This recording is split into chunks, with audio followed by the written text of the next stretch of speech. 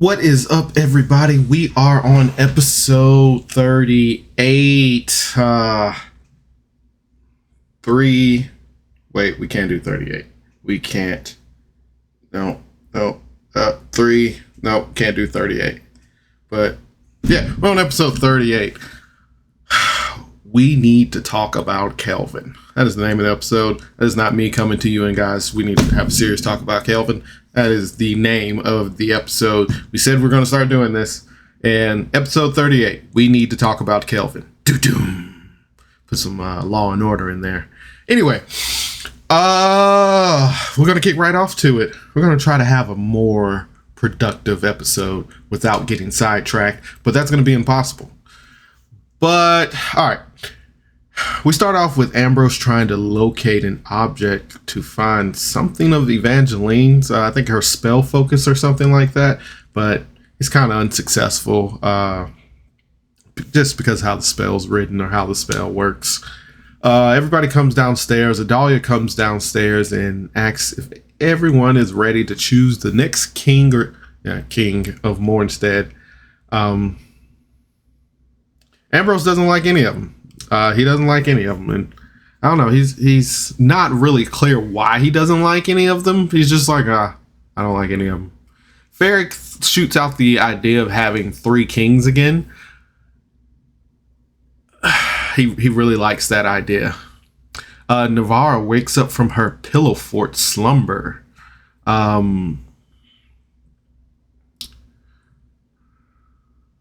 Miraz goes to talk and Ambrose says something mean to him and he shuts down. Like Miraz completely shuts down. He's just like, no, whatever.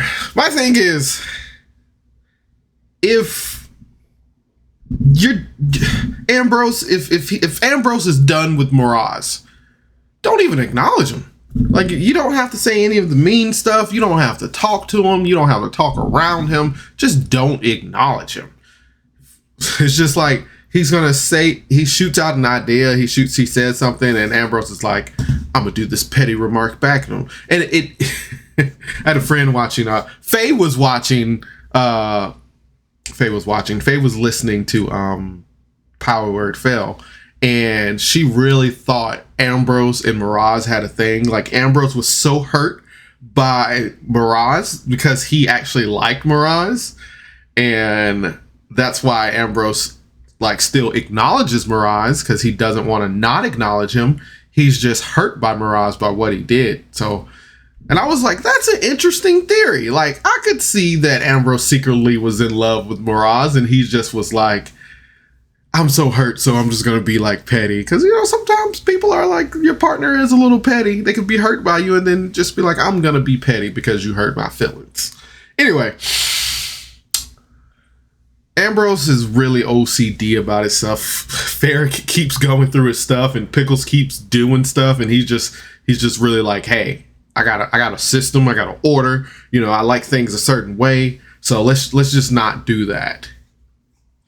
Eventually, they head back to the Black Rose, and Pickles speaks to her family. Pickles talks to her brother and informs him of what's going on and what happened. The fight with the queen dying, her coming back to life, and them picking the new king. And then she ends up asking for what they're there for, asking for advice. So Dagger begins to tell them about the candidates. Bryce does a little bit of money laundering for them. So that kind of why Kelvin wants him in charge, because, if he's in league with the mafia, he's getting money. He's probably taking money. He's probably giving money to Kelvin to get what he wants. So that's probably a thing that's happening. And that's probably why the mafia wants him in charge, because I think Dagger was like, if he's in charge, we wouldn't mind him being in charge. Then they go to Gubar. Gubar came to town out of nowhere. Seemed like he had a lot of pull, a lot of leeway, a lot of money, but he has been doing good for the poor, as Ambrose would say, the peasants. He's been doing really good things for them. He's focused more on the lesser folks, and it just seems like he's been doing a really good job. Nilius Rome travels around doing good, helping people out. He goes to the theocracy a lot, which, I mean, that's been like the main place. They're like, hey, don't go. So why does he go there? What is he doing there?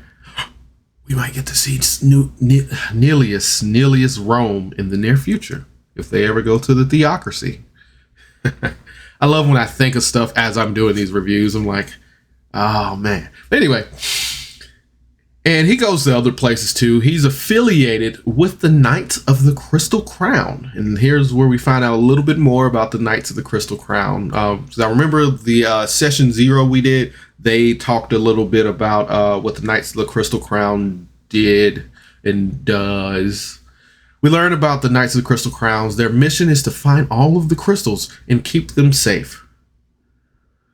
My thing is, I thought they had all the crystals. I thought these were why they were called the Knights of the Crystal Crown. I didn't know they were like scattered and they had to be found or something. But their headquarters is in Mornstead, and I guess they travel around looking for these crystals.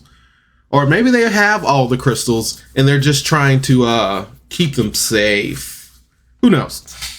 My question is, if their headquarters is in Mornstead and they're supposed to be these all-powerful figures and stuff, where were they during the Zeos attack? That is like a lot of questions being thrown out. Where was everybody doing the Zeos attack? And I know D&D thing, you kind of want to give like the players, but we keep finding out all these powerful people are around, but they were not around. So either Zeos is a master strategist, or these people that are here to protect the kingdom are not good. So in that case, they do need Von Holt in charge. My vote is for Von Holt. Not really though. I'm with the Dahlia. Put Thomas in charge. Put Thomas in charge. Thomas in charge. Something. Anyway. Crystal Crown Knights. The Crystal Knights, the original ones, were the ones that locked up Pharaoh. So again, I hate when I think about stuff when I'm doing these reviews, because they find out Pharaoh escaped. They're gonna go fight Pharaoh. The new ones are gonna go fight Pharaoh, or Pharaoh's gonna go seek revenge on the Crystal Knights. Maybe he just wants to keep a low bar now, but who knows? Von Holt is bad news for Dagger. He doesn't play nice with the mob, and he kind of, he is a warrior of justice, I would say. But they have a deal with the kingdom to keep them safe. As long as that deal's not altered or changed in any way. Did the kingdom say they were out of money? Kelvin said they were out of money. So how are they paying the mercenaries? Oh, okay. Cool. We're not gonna do that right now. Anyway, Dagger asks to examine Pickles. This got on my nerves a little bit.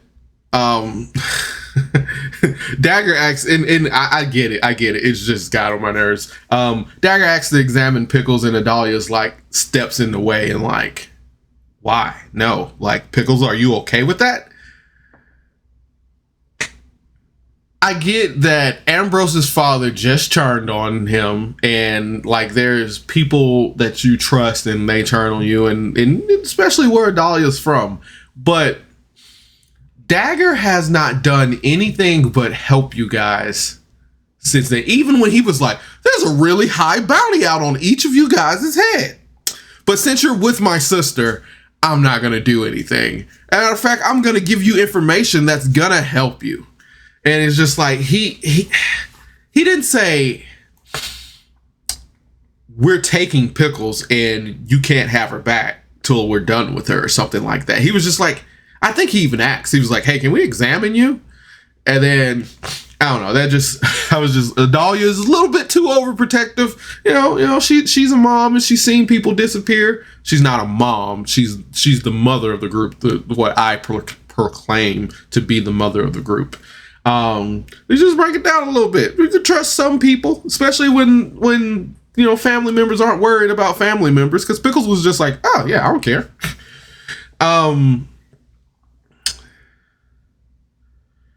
Pickles agrees, and the face sculptor lady who comes out and examines her and says, something is wrong with Pickles. And Adalia immediately says, nothing is wrong with Pickles.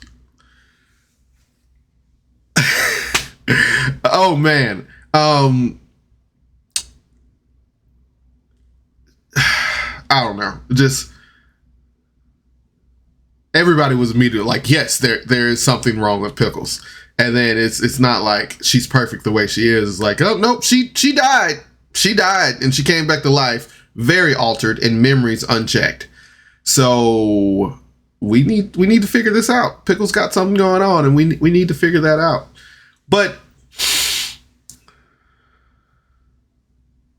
Navarra kind of thinks to herself that she might be able to help Pickles, but she keeps it to herself because she doesn't want to get anybody's hopes up. She has to do a little bit of study, a little bit of question answering. Pickles says kind of out loud, does she wonder if she likes her family? Mirage is just like, oh, I think you do. Yeah, that is a thing. Dagger warns the group about magic psychosis and about Kelvin.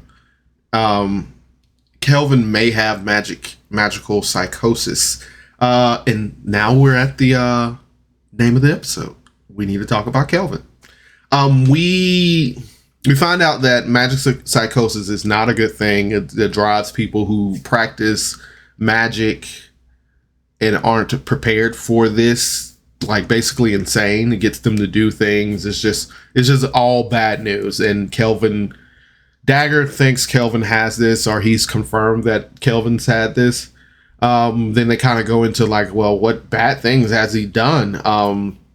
Kelvin killed somebody when the Golden Council was up for their next big decision. So I'm guessing somebody disagreed with him, and he was just like, this guy gotta go. So he probably killed somebody who disagreed with him.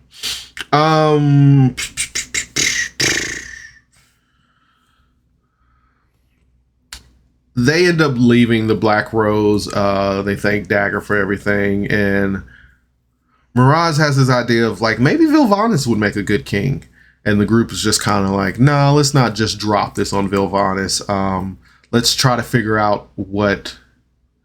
Ferric has a good point here. Ferric is always... I won't say always. I will not say always. But Ferric is really a good voice of reason. And it's because he's cautious. I mean, Ferric is a very cautious bird, owl, bear thing. They don't know anything about Vilvanus besides that the stuff they had to do with Marcus. They don't know anything about the candidates besides what they were told. They've never met these people or done anything with them to be able to appoint them to powers of leadership. So it is what it is. Ambrose and Mirage are for Von Holt and Gubar. Ferric likes the idea of Gubar being in charge. Then they eventually get on spying on Kelvin. Back to that episode title names. We need to talk about Kelvin. Adalia casts Scry on Kelvin and he fails twice. They end up doing like a visual thing. They see Kelvin walking around. There's a picture of this guy. Wait, back up for Pickles apparently can access Christopher's memories. I guess he did the life essence transfer, and that was just something that he could do, and maybe it gave his memories to Pickles. That's a thing. I think she did it once, but it didn't, like, nobody really paid her any attention. So I was just like, oh, okay. Did I hear that right? But she just said it again. She was like, I want to access Christopher's memory. And I was just like, what? Okay.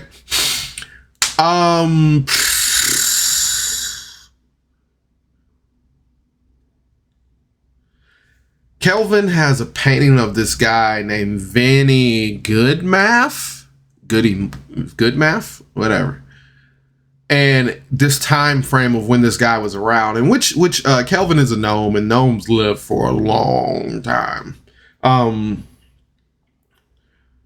this guy goes back to the time of Eric the Terror, and we learn a little bit about lore. It kind of feels like, not feels like, but like, I don't remember what all was said in session 0, but we learn about Eric the Terror. He is the responsible for the elf situation. Apparently the elves are in a bad situation. I don't know if we got any elves in the group. I don't think anybody's an elf. But apparently the elves are in a certain situations, and it's not looking good for them, I don't think. Or it did not look good for them. I need a little bit more lore on the elves and Vinny and Eric the Terror. But we get a little bit of information on that. Then we look around the room and we see a dartboard, some darts, and some names. And then we find out that the candidate names for the next king of Mornstead is on the dartboards with darts on them. Now, this could mean one thing, or it could mean another. Kelvin is picking names at random. He's throwing darts. Whoever lands, he's like, oh, that's who I want for king. He doesn't even put any consideration into it because it doesn't affect him for real. Or he's like, I hate these guys. I'm going to throw darts. You know how like people throw darts at people's faces because they like mad and they want to kill them. So Kelvin may want to kill these guys and be like, darts, darts, darts. I do think that's just how he's picking the next king. But I mean, if he was picking the next king, then why would he even be doing, like, why would he ask the heroes to do anything? Unless he's planning on steamrolling them and just be like, oh yeah, that was just for fun, guys. We're not really taking your opinion into consideration. The Golden Council does all this business themselves. So that was where the episode ends. I do really like that episode. It was a good episode. There was a lot of information slipped in there. Pretty good role play. A few more questions than answers, especially with that lore, giving us more lore and backstory on certain things.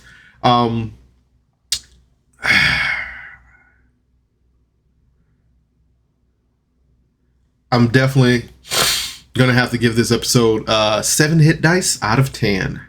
Man, so not gonna worry about that. But yeah, 7 hit dice out of 10. You guys, thanks for tuning in. Thanks for watching. If you got any questions, comments, or concerns, leave them below, and I will get right back to you. Always check out Power Word Fail. They're a great bunch of people. They're on all social media platforms that I can think of, but I am an old man. Always thanks for tuning in to Miles TV. Goodbye.